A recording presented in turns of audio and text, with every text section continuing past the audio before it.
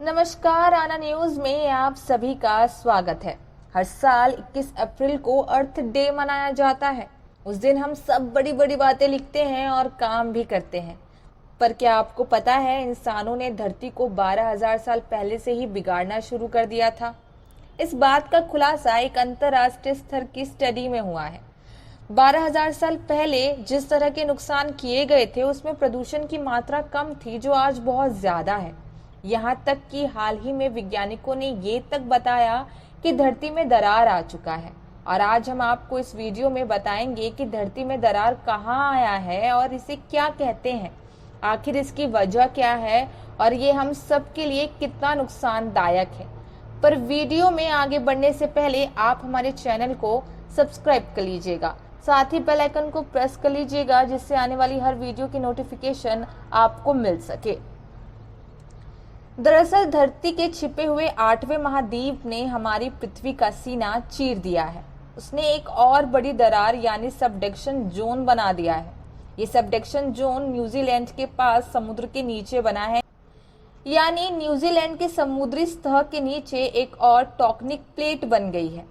अगर इस tectonic plate में हलचल होती है तो न्यूजीलैंड के आसपास भयानक भूकंप और सुनामी आ सकती है। ये सबडक्शन जोन टैस्मैन सागर के नीचे बना है। ये इलाका न्यूजीलैंड से दक्षिण में स्थित है। न्यूजीलैंड से दक्षिण में स्थित पीसगढ़ ट्रेंच पर एक सबडक्शन जोन बना है। इस सबडक्शन जोन के बनने से यहाँ पर ऑस्ट्रेलियन टेक्टोनिक प्लेट घिसक कर पैसिफिक टेक्टोनिक प्लेट के नीचे चली गई है। यहाँ पर जरा सी भी हलचल होती है तो साल 2004 में आई सुनामी की तरह तबाही मच सकती है। आपको बता दें, करीब 7.2 तीव्रता या उससे ज्यादा का भूकंप आ सकता है। वैज्ञानिक इस बात का दावा इसलिए कर रहे हैं क्योंकि ये सबडक्शन जोन अभी युवा है।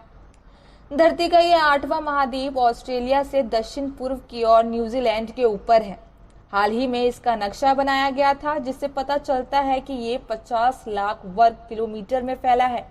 यानी आपको बता दें, ये भारत के क्षेत्रफल से करीब 17 लाख वर्ग किलोमीटर बड़ा है। भारत का क्षेत्रफल 32.87 लाख वर्ग किलोमीटर है। इस 8वें महाद्वीप का नाम है जियालैंडिया। वैज्ञानिकों ने बताया है कि करीब 2.30 करोड़ साल पहले समुद्र में डूब गया था। जियालैंडिया ऑस्ट्रेलियन टेक्टोनिक प्लेट और पैसिफिक टेक्टोनिक प्लेट की सीमा पर स्थित है। ऑस्टिन स्थित द यूनिवर्सिटी ऑफ टेक्सास के शोधकर्ता ब्रैडन शक ने कहा है कि ऐसे सबडक्शन जोन के अध्ययन से हम धरती के सीने पे बन रही और दरारों के बारे में अधिक से अधिक जानकारी जमा कर पाएंगे। साथ ही हमें ये भी पता चलेगा कि ऐसे सबडक्शन जोन बनने से किस तरह का भूकंप आ सकता है। हालांकि अभी तक ये पता नहीं चल पाया है कि आखिर ये दरार बनी कैसे, इसकी शुरुआत कहाँ से हुई। जियालैंडिया सुपर कॉन्टिनेंट गोंडावालैंड से 7.90 करोड़ साल पहले टूट गया था। इस महाद्वीप के बारे में पहली बार 4 साल पहले पता चला था। तब से इस पर लगातार वैज्ञानिक रिसर्च कर रहे हैं। आपको बता दें, पिछले साल न्यूजीलैंड के वैज्ञानिकों ने इसका टेक्टोनिक और बैथीमेट्रिक नक्शा तैयार किया था, ताकि इससे जुड़ी भूकंपीय गतिविधियां और समुद्री जानकारियों के बारे में पता किया जा सके। GNL साइंस के जियोलॉजिस्ट निक मॉर्टाइमर ने कहा है कि यह नक्शा हमें दुनिया के बारे में बताते हैं। ये एक बड़ी वैज्ञानिक उपलब्धि है। निक ने बताया है कि 8वें महाद्वीप का कॉन्सेप्ट 1995 में आया था, लेकिन इसे खोजने में 2017 तक का समय लगा और फिर इसे खोए हुए 8वें महाद्वीप की मान्यता दी गई। जियालैंडिया प्रशांत महासागर के अंदर 3,800 फीट की गहराई में मौजूद है। नए नक्शे से पता चलता है कि जियालैंडिया में बेहद ऊंची नीची जमीनें हैं, कहीं बेहद ऊंचे पहाड़ है तो कहीं बेहद गहरी घाटियां हैं। जियालैंडिया का पूरा हिस्सा समुद्र के अंदर है, लेकिन लॉर्ड होवे आइलैंड के पास बॉल्स पिरामिड नाम की चट्टान समुद्र से बाहर निकली हुई है। इसी जगह से पता चलता है कि समुद्र के नीचे एक और महाद्वीप है। ब्रेंडन कहते हैं कि सबडक्शन जोन का बनना, बिगड़ना और खत्म हो जाना एक रहस्य है। जब कोई समुद्री परत किसी महाद्वीप की परत के नीचे जाती है या ऊपर आती है, तब सतह पर ऊंची नीची पहाड़ियों जैसी आकृतियां बनती हैं। सतह टूटती है, खराब होती है। इससे भूकंप और सुनामी आने का खतरा बना रहता है। पीसगढ़ ट्रेंच के नीचे बने गए पीसगढ़ ट्रेंच के नीचे बने नए सबडक्शन जोन का इतिहास एकदम नया है, इसलिए इसके अध्ययन से वैज्ञानिकों को कई नई जानकारियां मिलेंगी। हालांकि इस जगह का अध्ययन इतना आसान नहीं है, ये जानलेवा है। यहाँ पर 20 फीट ऊंची लहरें उठती हैं, 48 किलोमीटर प्रति घंटा की रफ्तार से हवा चलती है। ऐसे सामान्य दिनों में होता है। अगर आप टेस्मन सागर के नीचे पता करेंगे तो वहां लहरों की गति और तेज होती है। बेंडनशक ने कहा है कि हम लोग साल 2018 में रिसर्च वेसल मार्क्स लैंगसेट में सवार होकर इस इलाके का अध्ययन करने गए थे, जो कि बेहद खतरनाक था।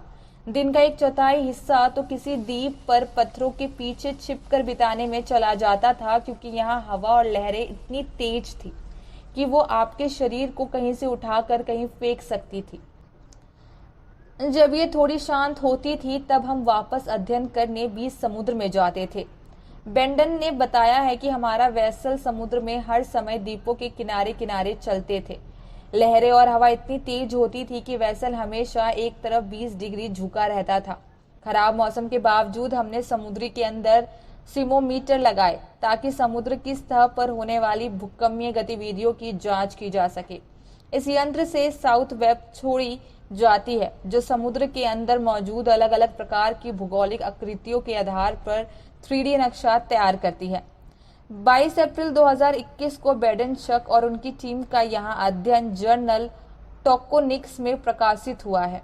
ब्रेडन कहते हैं कि इस सबडक्शन जोन प्लेट के बनने की शुरुआत 45 मिलियन यानी 4.50 करोड़ साल पहले हुआ है। यह ऑस्ट्रेलियन और पैसिफिक प्लेट के बीच में बनी है।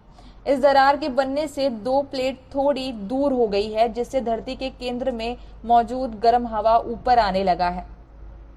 उसकी वजह से नए पत्थर बन गए हैं। धीरे धीरे इन पत्थरों के जुड़ने से पूरी की पूरी नई प्लेट बन गई है। ऐसी भूभागीय हरकतें सिर्फ न्यूजीलैंड के पास 8वें महाद्वीप जियालैंडिया के नीचे नहीं हुआ है। ब्रेंडन ने बताया है कि इससे थोड़ा ज्यादा उम्र की नई प्लेट अलास्का के दक्षिण और वैंकूवर के उत्तर में बनी हुई है। इसे क्वीन चार्लोटेड फ्लोट कहा जाता है। साइंटिस्ट मानते हैं कि ये फ्लोट आगे चलकर एक नया सबडक्शन जोन बन सकता है।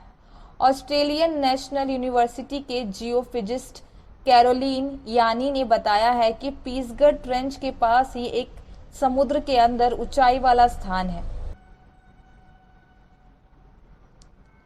ये समुद्र के अंदर करीब 1000 किलोमीटर नीचे है, लेकिन इसकी चौड़ाई 25 किलोमीटर और ऊंचाई करीब 6 किलोमीटर है। ये रिच भी भविष्य में खतरनाक साबित हो सकता है। अब वैज्ञानिक इस साल नवंबर में इसके अध्ययन के लिए समुद्र में यंत्र भेजेंगे। पिछले बार जब मैकवायर रिच के अध्ययन के लिए साइंटिस्ट गए थे, तब उन्हें 109 किलोमीटर प्रति घंटे की गति से चल रही हवा का सामना करना पड़ा था। ऐसे बुरे माहौल में वैज्ञानिकों के रिसर्च के समय का 38% हिस्सा खुद को सुरक्षित रखने और बचाने में चला जाएगा। नवंबर 2021 में उम्मीद है कि ज्यादा बेहतर रिसर्च किए जा सकेंगे अगर मौसम ने साथ दिया तो। ऐसे में सोचने वाली बात यह है कि हमारी धरती माँ के सीने को चीर दिए जाने से उनका क्या होगा, जिसका सारा बोझ इस धरती ने उठाया है।